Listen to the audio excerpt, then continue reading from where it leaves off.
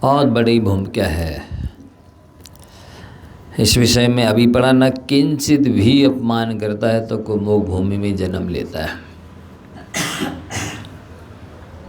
राजवार्तिक में तो अकलंग देव ने और भी आगे बहुत कुछ लिखा है। उन्होंने स्वयं शंका उठाई और समाधान भी दिया है। क्या आप कहते हैं पुलाक जो साधु हैं वो भावलिंगी हैं पर वो पोचे धान की तरह हैं, तो आप निर्गुण को साधु मान रहे हैं। यदि ऐसा है तो फिर नंगा साधुओं को भी मान लो, वो भी तो दिगंबर होते हैं। तो समाधान देते नहीं, जिसकी जनशासन के प्रति श्रद्धा है हमें वो मानना है। तो फिर बोलते गृहस्थ को ही मान लो, तो नहीं, हमें जिन मुद्रा मानना है। देखो स्वयं शंका उठा रहे हैं, स्वयं समाधान कर रहे हैं,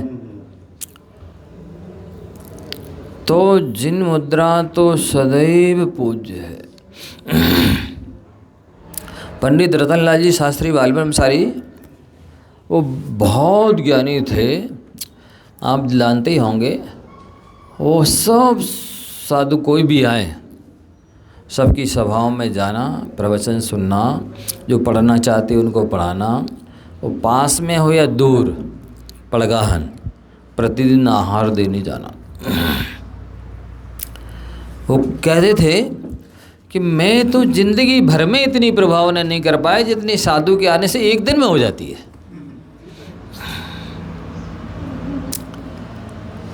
क्योंकि साधु के एक धोग देने मात्र से करोड़ों जन्मों के बंधे कर्म नष्ट होते हैं।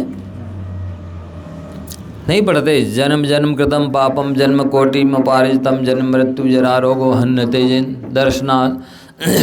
दर्शने जिनेन्द्राणाम साधुनाम बंधने च नाचरम तिष्ठति पापम छिद्रहस्ते दुखम।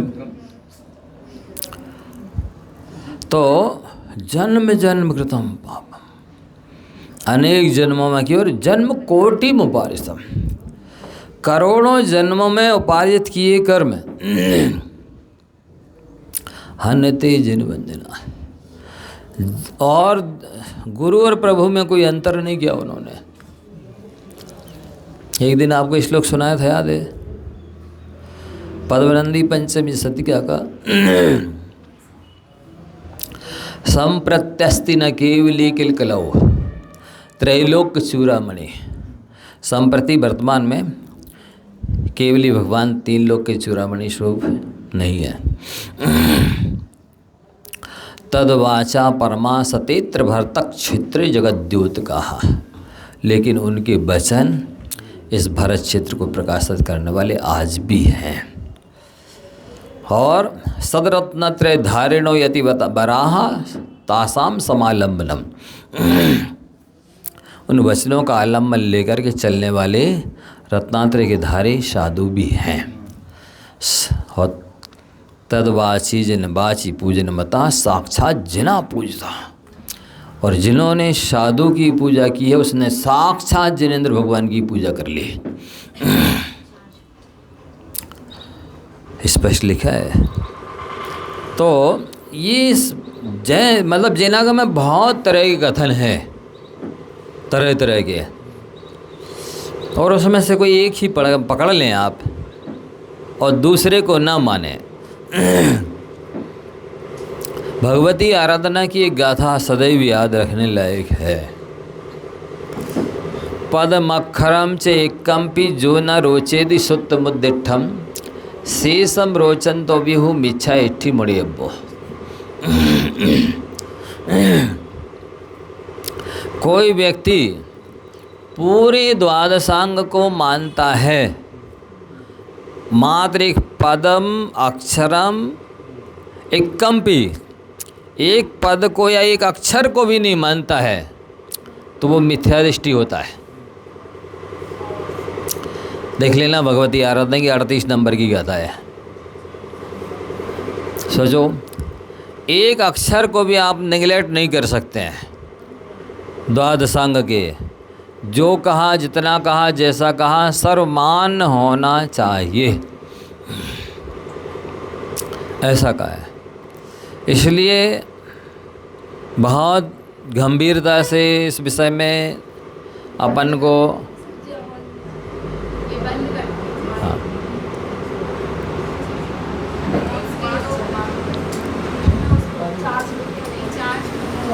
ये जो पानी भरते हैं इसी समय, इनको बोलो ना कि इस समय जब लाइट जलती तब क्यों भरते हैं, क्या करते हैं?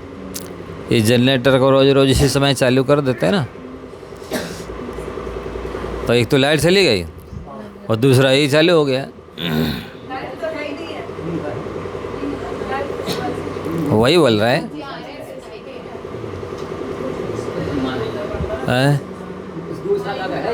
हाँ, कहीं का भी हो उनको बोलना चाहिए कि आगे पीछे करें।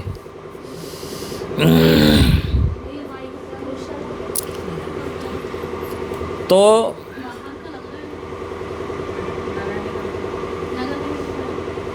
और एक विशेष बात ध्यान रखने की है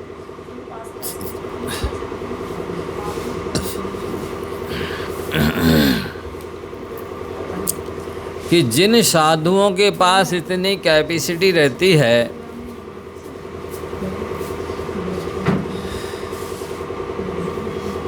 कि सामायिक बलाद योगी क्षणार्धेन छिपे चयत कर्म जालम महत तन्ना तपसा वर्ष कोटि भी। साधु सामायिक के बल से करोड़ों जन्मों के कर्मों की नष्ट कर देते क्षण भर में। तो जिनके पास करोड़ों जन्म में बांधे कर्मों को नष्ट करने की क्षमता है,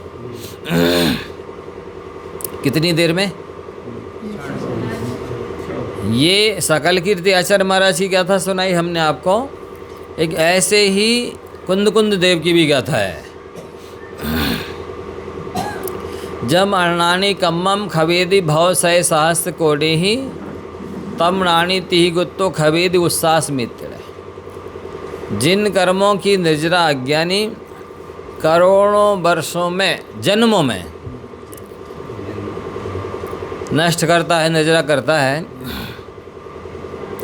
उतने कर्मों की निर्जरा साधु त्रिगुप्ती में गुप्त होकर के क्षण भर में कर देता है। यहाँ सकल कीर्ति आचार्य महाराज करोड़ों वर्ष की बात कर रहे हैं। कुंद देव कहते हैं वर्ष नहीं, करोड़ों भवों की।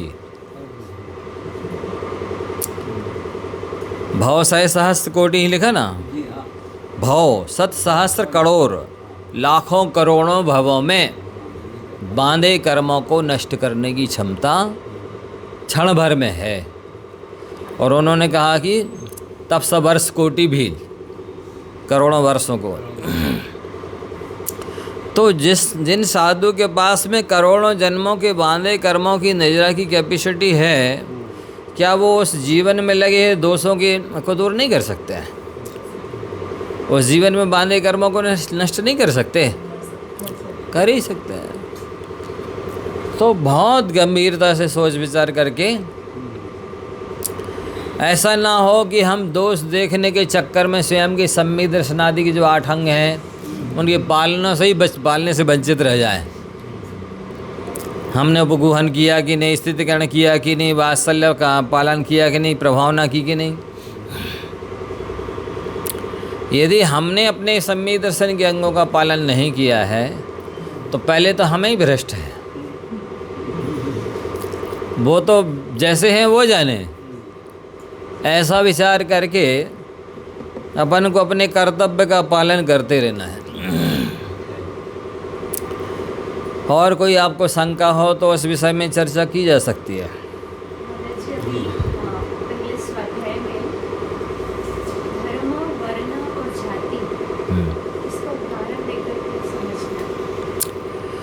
जाति वर्ण जाति लिंग विकल्प ने, हाँ वर्ण और जाति, हाँ, तो इसके अर्थ क्या है? जैसे उदाहरण से समझिए। देखो, वर्ण तो ब्राह्मण क्षत्रिय वैश्य शूद्र ये है, और जातियाँ तो जैनों में 84 गोत्र होते हैं, उसको भी जाति कह सकते हैं, कथनचित कहा जा सकता है। और फिर बहुत सारी प्रजातियाँ हैं, जातियाँ हैं भारत में, नाई, धोबी, चमार, बसोर, इस टाइप के बहुत भेद हैं। व्यवसाय के ऊपर आधारित दोनों ही बातें गौमठ सार में कहा है, उच्चम निच्चम चरणम उच्चम निच्चम हवे गोदम। उच्च और नीच आचरण जिनका जैसा होता है उसके अनुसार उनका उच्च और नीच गोत्र माना जाता है। एक तो एक परिभाषा दूसरा दिया है, संतान कमेण आ गए जीवा एरणस्य गोद मिधि सड़ना, उच्चम नीचम चरणम उच्चम नीचम हवे गोदम। संतान क्रम से जो चला आ रहा है उसके अनुसार भी गोत्र माना जाता है। आप जैन कुल में जन्मे हैं इसलिए जैन कहलाते हैं। और दूसरा उन्होंने लिख दिया कि जिसका जैसा ऊंच आचरण है तो उच्च गोत्रीय है और नीच आचरण है तो नीच गोत्रीय है। वसुधा कुल महत्व रखता है, लेकिन उतना नहीं रखता जितना आचरण महत्व रखता, अंदर के विचार, आचार विचार। क्योंकि सारे देव उच्च गोत्री होते हैं और वो मर के एक इंद्री तक हो रहे, और चांडाल नीच गोत्री है, एक संवेद से संपन्न होकर के स्वर्गों में जा रहा है, उच्च गोत्री बन रहे। तो ये आचार विचार बहुत महत्व रखता है। कई लोग तो ऐसा भजन पढ़ते हैं, अभिमान करो रे हम जैन कुल में जन्मे। अभिमान करो रे मतलब जैन कुल अहंकार करने के लिए मिला है, कल्याण करने के लिए मिला है। तो इस टाइप के भजन भी बना देते लोग। तो ये हाँ, जैसे समर्थ स्वामी ने स्वयं स्तोत्र की रचना की है, तो उनको बचपन में आदि रोग हुआ, तो जब पिंडी के सामने उन्होंने किया तो वो जो रचना हुई है हाँ। वो उनकी मुनि अवस्था की वापस दीक्षा लेने पर हुई थी कि वो नहीं, वो तो रचना उस समय की है जब उन्होंने जिन मुद्रा छोड़ दी है और शिवकोटि राजा के दरबार में जो शिव मंदिर था वहाँ का निर्माल्य भक्षण करके अपनी भस्म व्याधि का समन किया है। और जो पहले तो पूरा वो खा लेते थे, चढ़ोतरी जितनी थी, धीरे धीरे जैसे जैसे रोग समन हुआ तो बचने लगी तो संदेह हुआ तो मंदिर में कोने में फूलों के नीचे बच्चे को छुपा दिया, कहा देखना ही क्या करते हैं। और जब इन्होंने खुद खाए और बच गए तो छोड़ करके खोल दिए दरवाजे। और बाद में बच्चे ने बता दिया कि ऐसा करते हैं। राजा को गुस्सा आया कि हमारे तो भगवान हैं और ये भगवान हमारे भगवान के प्रति श्रद्धा नहीं रखते होंगे जब तो इस तरह करते हैं। श्रद्धा होती तो इस तरह क्यों करते।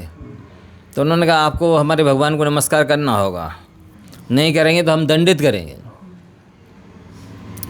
तब उस समय उन्होंने शंभु स्तोत्र रचना की है कि आपके भगवान हमारा नमस्कार झेल नहीं पाएंगे। और उन्होंने स्तुति की है, नमस्कार नहीं किया है। और स्तुति के अंदर का 24 तीर्थंकरों की स्तुति की है। और स्तुति में चंदा प्रभु भगवान जैसे ही यहाँ तक पहुँचे और पिंडी फट गई। अब इसमें किसी को शंका हो सकती है कि चंदा प्रभु भगवान ही चमत्कारी हैं, 1 से लेकर 7 तीर्थंकरों में चमत्कार नहीं है। वंदे भी वंदम नैताम शिंदम, ये वंदे शब्द मतलब वही तो आया। ऐसा है, वो तो ठीक है। महताम ऋषींद्रम वंद्यम अहम वंदे, वो उन्होंने कहा जो बड़े बड़े गणधर आदि जिन्हें नमस्कार करते हैं उनको मैं भी उन चंदा प्रभु भगवान को नमस्कार करता हूँ। तो ठीक है, लेकिन मूल में क्या है कि उन्होंने स्तुति करना प्रारंभ किया और विशुद्धि बढ़ती गई और जितने चरम उत्कर्ष की विशुद्धि चाहिए थी वो 8वें तीर्थंकर के यहाँ बढ़ी तो वहाँ पर पिंडी फट गई। इसका तात्पर्य ये नहीं है कि बाकी तीर्थंकरों में अतिशय नहीं है, चमत्कार नहीं। तो महाराष्ट्र इसको समंत्र भद्रकृत स्वामी स्तोत्र बोलते हैं। अब वो भावी प्रज्ञा बनने की अपेक्षा से बाद में वो बने समंत भद्र। पहले भी थे ही। इस अपेक्षा से स्वयंभू स्तोत्र को समानता भद्राचार्य कृत मान लेते हैं। ऐसा ये नए जो है ना बहुत महत्वपूर्ण चीज़ है, इनको समझना बहुत महत्वपूर्ण है विषय। नयों से सारा जीवनागम भरा है, नयों के अलावा बिना तो चर्चा होती नहीं, और ना कोई कथन सही होता है ना गलत होता है। नयों से ही सही होता है और नयों से ही गलत होता है। और वो लोग प्राय कम जानते हैं नयों के बारे में चर्चा कर लेना है तो कहो, लोग कहेंगे बहुत कठिन विषय ले लिया आपने। चलना समझना है आप लोग को नए, वो सब पढ़े हुए हैं, देखो यहाँ शास्त्री हैं सब हैं।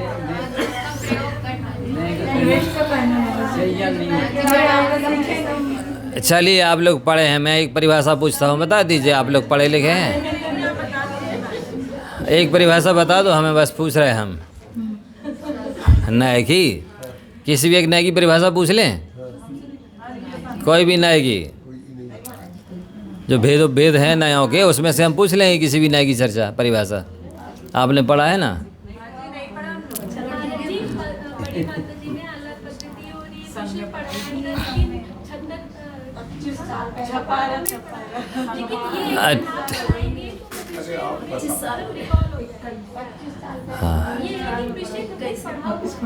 हाँ पढ़ा हुआ है, हाँ ठीक है, हाँ ठीक ठीक ठीक है ठीक है। देखो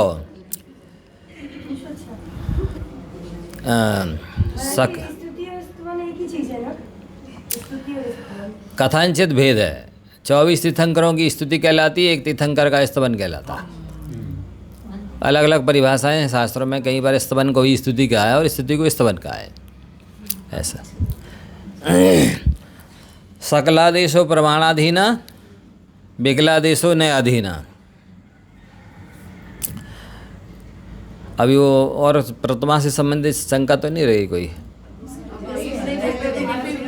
एक ही प्रतिमा हुई है, वो जरूरी है ना? हाँ तो वो कर लो पहले, आप लोग बस सुनते जाते हैं। आ गई क्या ये? देखो हाँ सब समझा देंगे क्रम से। अब वो गुलिस्तान के बारे में रात को विषय उठाया था ना, तो एक विषय में वो शाम को वही चलने दो जी। अभी ये हो जाए प्रतिमा वाला तो क्रम से बता रहे, सब बता दे। 5 अणुव्रत तो अपन समझते हैं सभी। अहिंसा अणुव्रत में संकल्पी हिंसा का त्याग करना होता है। अभी गृहस्थ अणुव्रति 14 प्रकार की हिंसा का त्यागी नहीं है, असंयम का। 5 इंद्री मन 6 हो गए, 5 स्थावर 11 हो गए, और आरंभी हिंसा, उद्योगी हिंसा, विरोधी हिंसा 3 हो गए। 14 प्रकार का संयम है। केवल उसके संकल्पी हिंसा का त्याग है, इसलिए उसको अणुवृत्ति का, अणु माने छोटा सा वृत्ति, देशवृत्ति कहें, अणुवृत्ति कहें, संयमा संयम कहें, पंचमूढ़ शांति वृत्ति कहें, उसको कहा जा सकता है। सत्यानुव्रत में अपन को ऐसा वचन नहीं बोलना है जिससे किसी की लड़ाई हो जाए,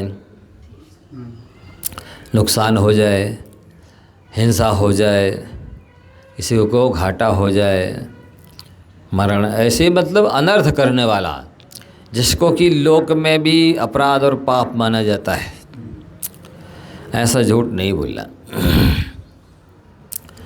आचार्यानुव्रत में किसी की भी गिरी हुई, पड़ी हुई, भूली हुई चीज़ को बिना दिए नहीं लेना। दूसरे का हिस्सा तो हड़पना ही नहीं है।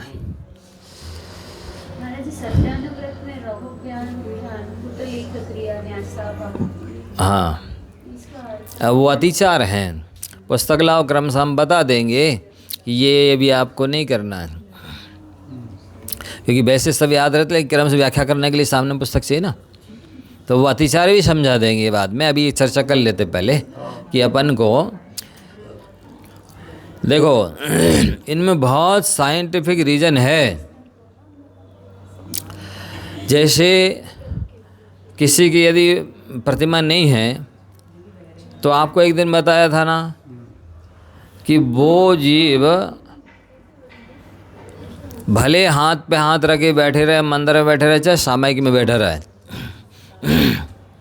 जाप करने के लिए, लेकिन त्याग नहीं है तो वो 3 लोक के सारे प्राणियों की हिंसा कर रहा है 24 घंटे।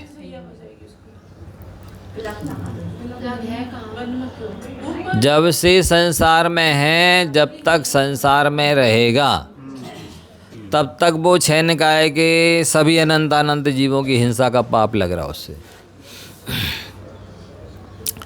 इसलिए अहिंसा व्रत लेना बहुत आवश्यक है। इसी तरह से यदि झूठ बोलने का त्याग नहीं है तो वह संसार के सारे प्राणियों के साथ में 24 घंटे 12 महीने जब से संसार में, जब तक संसार में रहेगा झूठ ही बोल रहा है,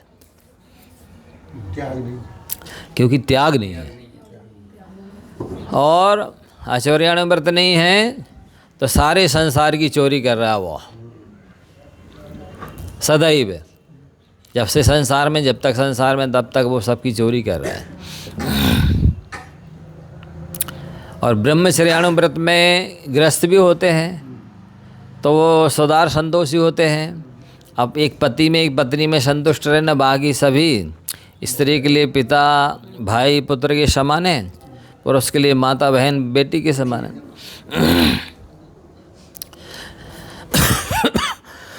यदि ये संस्कार जन्म से दिए जाएं कि बेटा जब तक तुम्हारी शादी नहीं हुई है तब तक तुमको संसार के सारे पुरुष पिता भाई और पुत्र के समान है, तो ऐसी पवित्र दृष्टि बन जाए उन बालक बालिकाओं की। लेकिन ऐसे संस्कार कोई देता नहीं है, और नहीं देने की वजह से वो 8, 10, 12 साल के होते हैं और सब अनाचार में लग जाते हैं।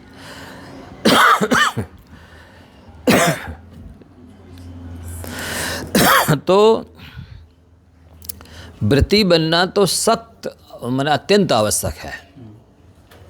और एक दिन वो कारिका आपको बताई थी, बरम व्रतई बदम दैवम ना व्रतैवत नारकम छाया तपस्थय और वेदा प्रतिपालय तो और महान।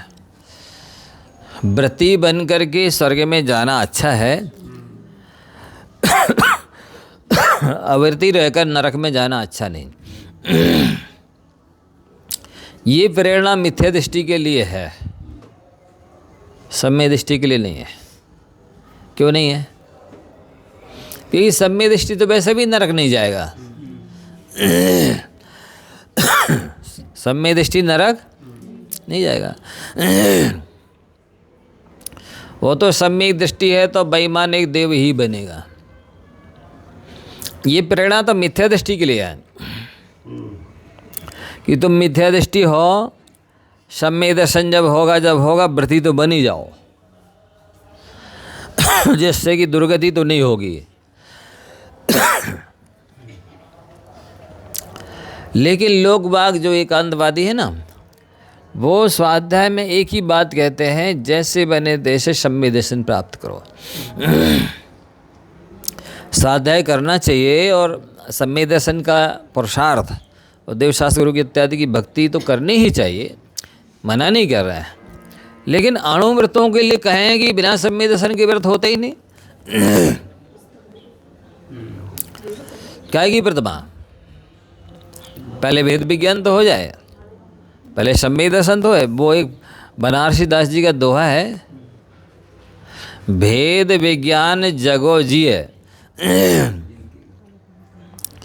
भोग अरुचि परिणाम, उदय प्रतिज्ञा को भयो प्रतिमाता को नाम।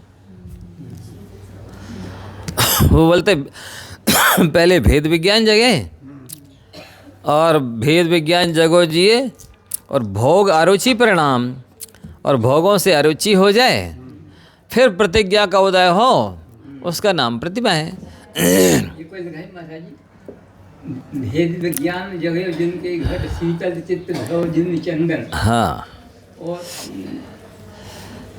दशा जिनकी पहचान करें, शांत दशा तिनकी पहचान करें, बनारस ये बनारसी दास जी पंडित जी ने लिखा है।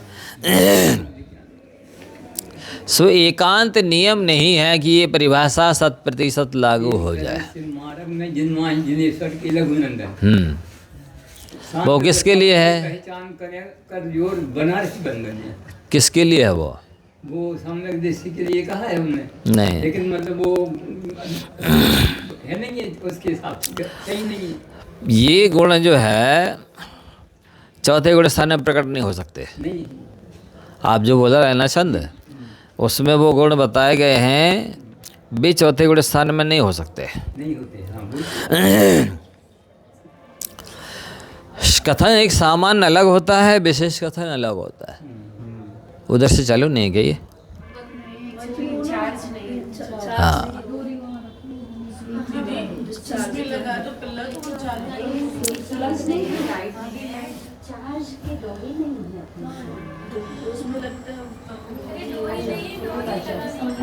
हाँ, ठीक ठीक ठीक।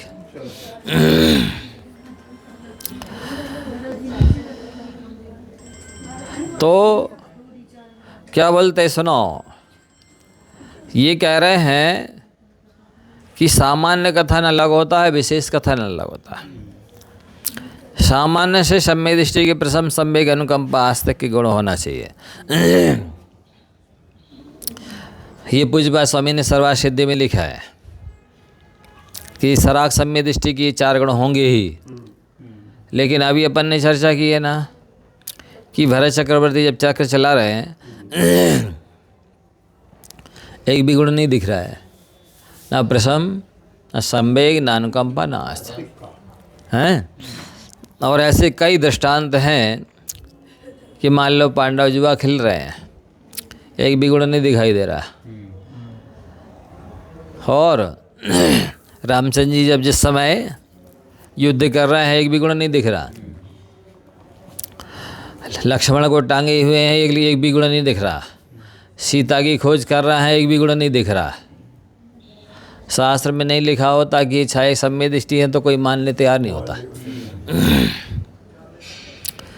तो ऐसा होता है, इसलिए कोई हार्ड एंड फास्ट रूल नहीं बनाया जा सकता। सम्यक्त्वम वस्तुतः सूक्ष्मम केवल ज्ञान गोचरम अवधि स्वांत पर्याय ना तो परोक्ष ज्ञान गोचरम। या तो केवल ज्ञानी बता सकते कि ये सम्यक दृष्टि है, मिथ्या दृष्टि है, या फिर मना पर ज्ञानी, या फिर सर्वावधि ज्ञानी। वो देखेंगे कि इनकी आत्मा में ये 7 प्रकृतियाँ जो सम्यक्त को नष्ट करने वाली थी, उनका उपशम 6 उपशम हो गया है। उनको देख के बताएंगे। कौन? सर्वावधि ज्ञानी। डायरेक्ट में नहीं बता सकते वो कि ये सम्यक दृष्टि की मिथ्या दृष्टि है। मदि श्रुत ज्ञानियों के ज्ञान का विषय तो है ही नहीं।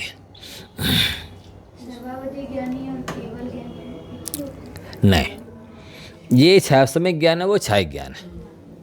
ये 4 से 12वीं तक होता है, नहीं, छठ मुनि महाराजों को होता है सर्वावधि ज्ञान, 6वें स्थान से 12वीं तक। तो केवल ज्ञान 13-14 में। तो इस विषय में बहुत उदारता की, गंभीरता की और मतलब कहना चाहिए तत्परता की आवश्यकता है। स्वयं का तो अपन निरीक्षण करें, अन्वेषण करें, चिंतन मनन करें कि हमारे अंदर ये गुण है कि नहीं। ये दूसरे को देखकर हम निर्णय ना दें कि ये सम्यक दृष्टि और ये मिथ्या दृष्टि है, ऐसा। फिर दूसरी प्रतिभा में ये 5 बार तो आपको ध्यान रखना है कि यदि नियम नहीं है तो आपको 24 घंटे 12 महीने पूरे जीवन प्रतिभा नहीं है, ब्रह्मचर्य है, तो आपको नहीं लगेगा। दोष और वो भी नहीं है तो सारे संसार की जितनी स्त्रियां हैं, तीनों गति की, सबके साथ उसी सेवा करने का पाप लग रहा है, क्योंकि आपका त्याग नहीं है। और परिग्रह परिमाण नहीं है तो सारे संसार के परिग्रह का पाप लग रहा है, क्योंकि लिमिट नहीं है। और विशेष रूप से ध्यान रखने की बात यह है कि हमको अपने पुण्य पाप पर विश्वास रख करके चलना चाहिए। यदि हम अपने पुण्य पाप पर विश्वास न रख करके किसी दूसरे का अधिकार या वो हिस्सा लेते हैं तो ये मान के चलिए कि वो आपके लिए तो सूट करेगा नहीं, सुकून देगा नहीं। जैसे मान लो किसी ने दूसरे के हिस्से का भोजन कर लिया है ही नहीं, तो अब होगा क्या? एक तो वो भोजन जाके शरीर में धातु रूप परिणमन करे, जरूरी नहीं है। हो सकता है कि वो खून के स्थान पर पानी और पीप बने, क्योंकि वो दूसरे का हिस्सा है। हाँ ठीक ठीक ठीक।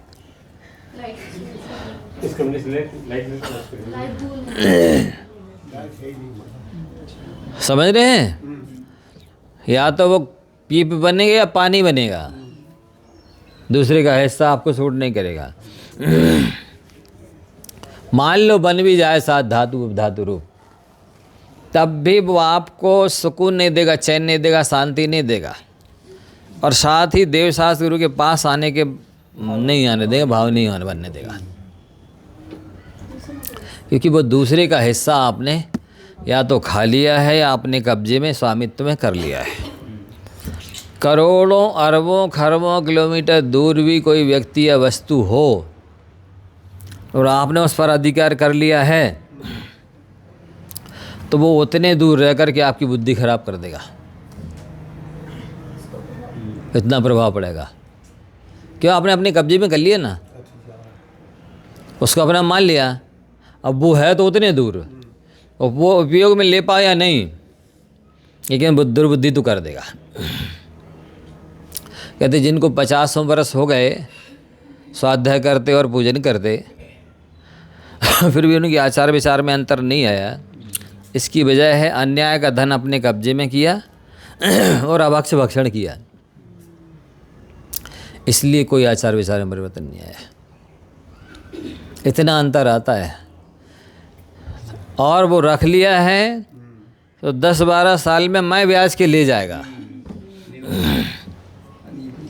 या तो कोई आपका प्रिय व्यक्ति मर जाएगा, या बीमार हो जाए अस्पताल में, या कोर्ट कचहरी में, या आग लग जाएगी, या चोरी चला जाएगा, वो आप तो नहीं भोग पाएंगे, क्योंकि वो आपके भाग में था ही नहीं।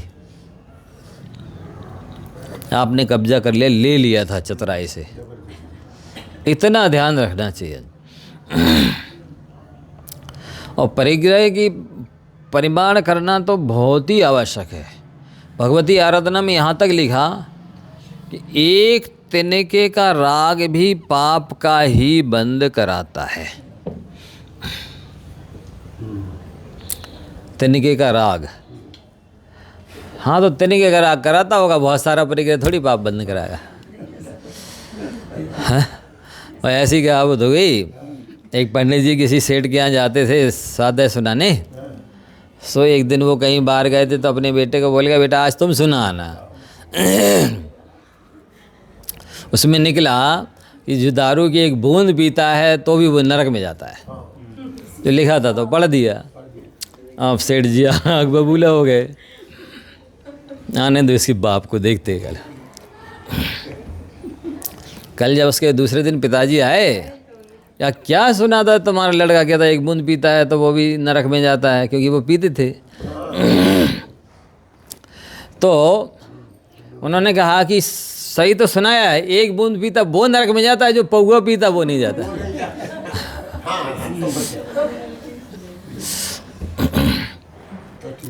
इसी तरह से तिनके का राग पाप का बंद कराएगा, जिसका अनलिमिटेड परिग्रह है वो थोड़ी पाप बंद कराएगा, ऐसा नहीं है। अज्ञानी की मानता है। हाँ हाँ, ऐसी मान्यता है। तो 5 अणुव्रत हो गए, अब दिग्व्रत है। अच्छा, अति चलेगा। अभी टाइम तो हो गया है, अब 5 मिनट है, लगभग 5-10 मिनट देखते हैं। तत्वासूत्र निकालें। जी आ गया, चलिए।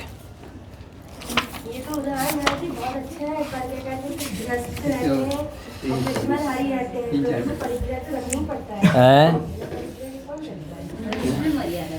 तो मर्यादा कर ली ना।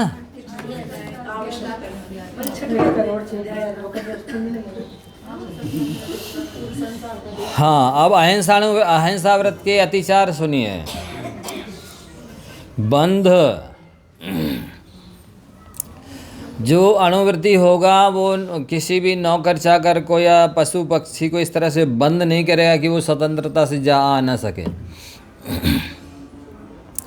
सांप आ गया तो वो भाग सके, आग लग जाए या कोई ठाट गिर जाए, कुछ हो जाए तो वो भाग सके, ऐसे रखना चाहिए उनको। यदि आपने उसको इस तरह बांध दिया कि वो भाग नहीं सक रहा है तो आपको दोष लगेगा। मगर महाराज जी वर्तमान में तो हमने ऐसा किया नहीं। वर्तमान में ऐसा किया नहीं है। तो प्रतिक्रमण में हमने पूर्वकृत पाप। ऐसा है, पहले तीर्थंकरों के काल में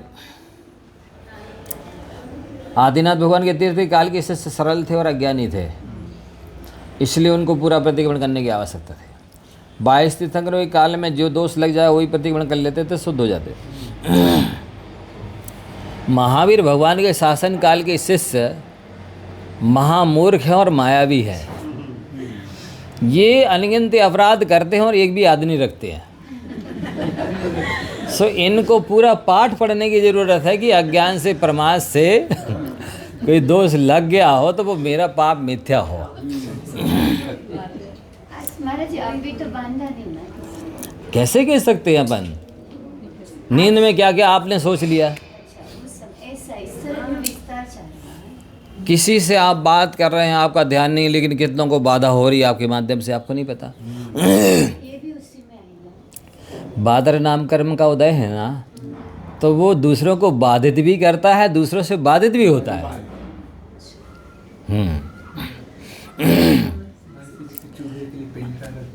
हाँ, प्रतिमाधारी चूहे को पिंजरा नहीं रखेगा, वो बंधन में पड़ जाएगा। सुरक्षा के लिए। ऐसा है, कल परसों ही कि महिला कह रही थी, महाराज जी हमारे घर में चूहे का पिंजरा रखा था और एक चूहा उसमें घुसा और वो ढक्कन बंद हो गया, हमें पता नहीं चला, वो उसी में मर गया। तो नहीं तो आश्रय बंधन तो होगा। तीव्र बंध ज्ञाता ज्ञात भावाधिकरण वीर विशेष व्यस्त विशेष। अज्ञात भाव का आश्रय बंध हुआ ना, आप नहीं रखते तो कैसे मर जाता? नहीं मरा नहीं, और मतलब उसमें आ गया और छोड़ दिया, छोड़ देते हैं, ऐसे ही छोड़े। नहीं, जैसे अपन को कोई मारे नहीं और अपन को निकाल करके अन्यत्र छोड़ा है घर में से, तो जो इस घर में सुख सुविधा थी वहाँ मिलेगी। उसके इस घर से राग था और आपने उधर छोड़ दिया उसको असुविधा में। पिंजरा तो इसीलिए रखा गया कि उसको कैद करने के लिए। कई बार बैग परेशान कर रहे हैं, बहनों ने प्रायश्चित लिया, जैसे प्रायश्चित भी मिला हो पास में, बैग रखा है उसमें चूहा घुस जाता है, मर जाता है, तो प्रायश्चित दिया जैसे। वो तो है, पिंजरे में आ जाते हैं महाराज जी, छोटे छोटे से चूहे। समझ नहीं रहे आप लोग। ये कहा जा रहा है कि वो आपने पकड़ के छोड़ तो दिए अन्यत्र, पर उनको यही घर प्यारा था, उसके परिवार के लोग और थे इसमें, इस घर में। बच्चे वगैरह तो इसी में। यहाँ सुविधा भी थी उसको ज़्यादा थी, जहाँ आपने छोड़ा वहाँ सुविधा भी नहीं, सुरक्षा भी नहीं, और उसके परिवार के लोग तो बिछुड़ गए। अन्य जीव तुरंत खा लेते, बिल्ली वगैरह कुत्ते पकड़ के खा लेते। तो ये आश्रयबंध तो आपको होगा। उसका क्या प्रायश्चित महाराज जी? उसका पंचेंद्रिय एक मरा तो एक उपास, छोड़ दिया तो? जितने पंचेंद्रिय छोड़े उतने उपास। नहीं मरा नहीं, वो छोड़ दिया तो बोला ना, बता तो दिया कि उनका परिवार छूट गया, सुख सुविधा छूट गई। आपके कोई परिवार और सुख सुविधा को आप ना चाहे और छोड़ा दे तो कैसा लगेगा? हाँ तो वो तो दोस्त ही। हाँ, दोष है, ये महादोष है। मेरा जीवन में ऐसा रहता है, एक हमारे यहाँ चूहा आया था, इतना बड़ा था, छोटी छोटी चूह रही थी, उसको मारा तो उसको पकड़ो तो भाग लगवा दो, कुत्ते तो बच जाएंगे, तो भी दोष लगेगा। देख लो, विवेक से काम करो। हर चीज़ का उल्लेख कथन नहीं किया जा सकता है। बंध में ही आ गया महाराज जी महाराज जी ऐसे तो बंध से बचाना है, और बद का अर्थ यहाँ हिंसा नहीं है। दूसरा अतिचार क्या है अहिंसा व्रत का? बध। तो बध का अर्थ हत्या नहीं है। हत्या का तो वो त्याग कर चुका है। यदि हत्या कर दी तो फिर वो तो अनाचार हो जाएगा, व्रत ही भंग हो जाएगा, अतिचार कैसे रहेगा? यहाँ पिटाई लेना है। बध का अर्थ क्या लेना? पिटाई लेना। पिटाई मानसिक भी होती है, वासनिक भी होती है, कायिक भी होती है, अस्त्र शस्त्र इत्यादि से भी होती है। तो वो किसी तरह अपने माध्यम से किसी की पिटाई ना हो, वह उत्पीड़ित करना मानसिक रूप से, वासनिक पिटाई करना, बाक युद्ध, टॉर्चर। हाँ, मानसिक पिटाई को शीत युद्ध कहते हैं। ये चलता रहता है। और इस देखो आप एक बात ध्यान रखना, समाधि में किसकी दिक्कत आती है? जितने उत्साह से व्रत लिए उतने उत्साह से पाले नहीं, जितने व्रत लिए ईमानदारी से पाले नहीं। वो ये रिजल्ट आएगा उस समय कि आप कितने धर्मात्मा थे और कैसे धर्मात्मा थे समाधि के काल में। अभी कुछ नहीं होगा, आपको जो करना है सब आप एडजस्टमेंट करते जाइए, चलाते जाइए। इतना तो चलता है, इतना तो चलता है, लेकिन उस समय पता चलेगा कितना चलता है। इसलिए जीवन के अंतिम क्षण को सुधारने के लिए जीवन का प्रत्येक क्षण सुधारना होगा।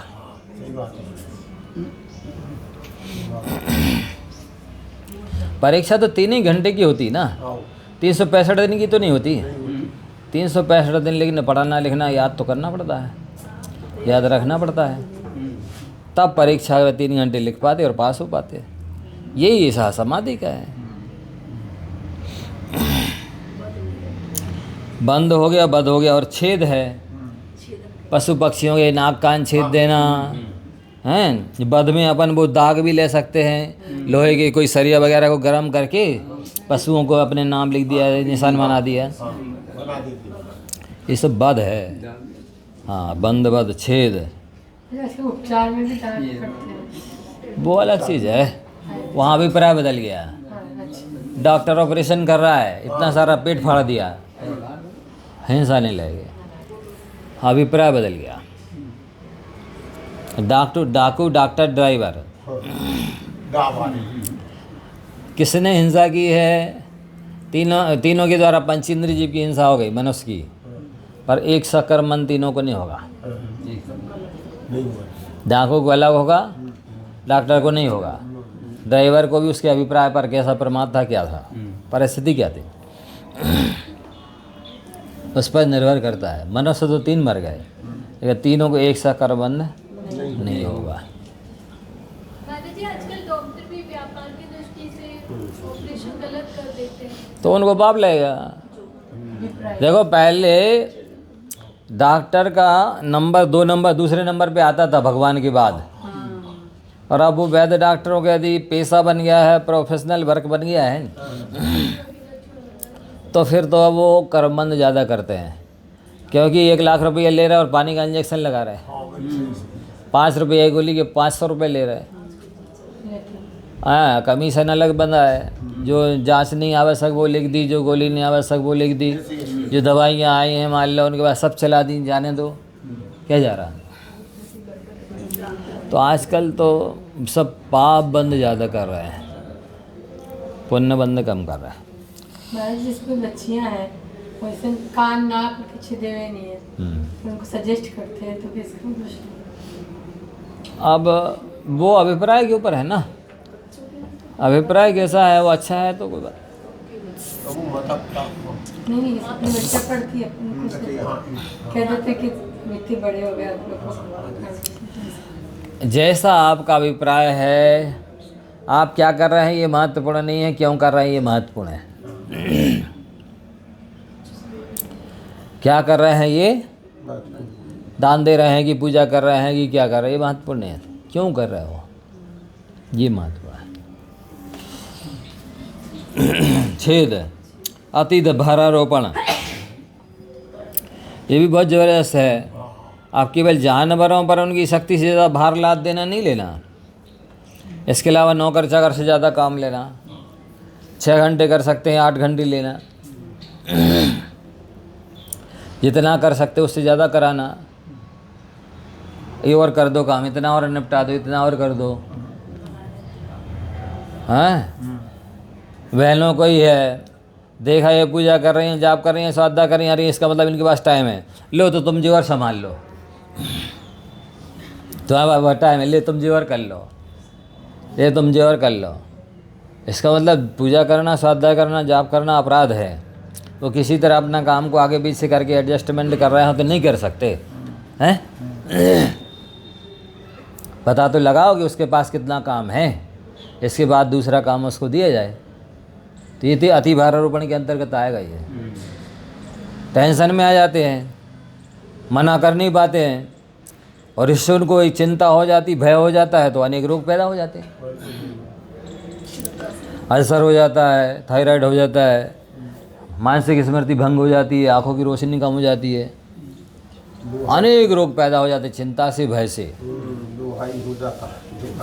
हाँ, ये अति भारारोपण से बचना चाहिए व्रतियों को। व्रती तो छोड़ो, दयालु भी जो है उसको भी इस बात का ध्यान रखना चाहिए कि किसी पर हम अति माने कष्ट ना हो, इस बात का ध्यान रखना है। अरे और तो छोड़ो, धर्मात्मा तो ऐसी हंसी भी नहीं हंसता है जिससे किसी की आंखों में आंसू आ जाए। इस बात का भी ख्याल रखता है। तो फिर आगे तो सब ध्यान रखना ही चाहिए आपस में एक दूसरे को।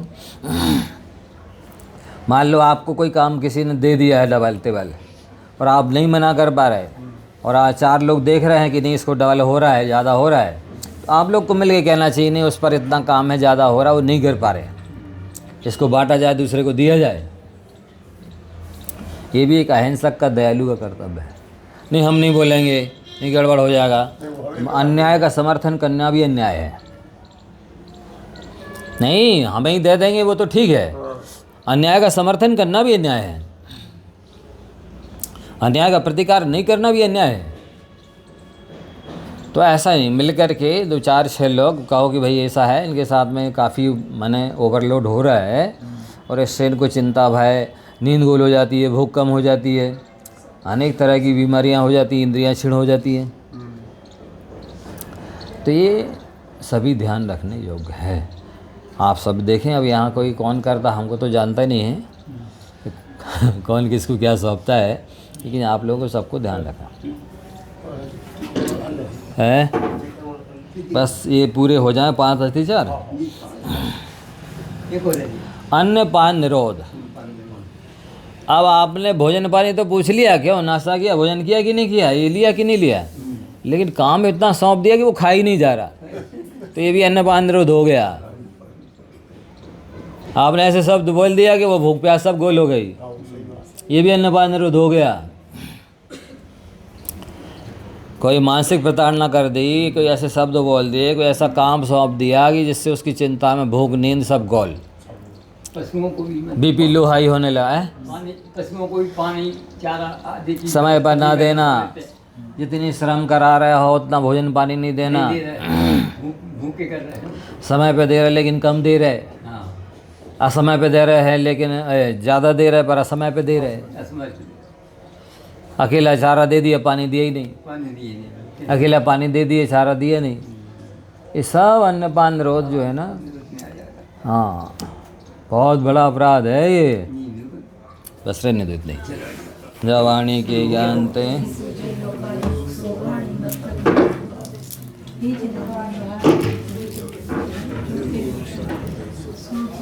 देव जोरी हिंद को गुरु सेवा हरिंदयाधरम पाश।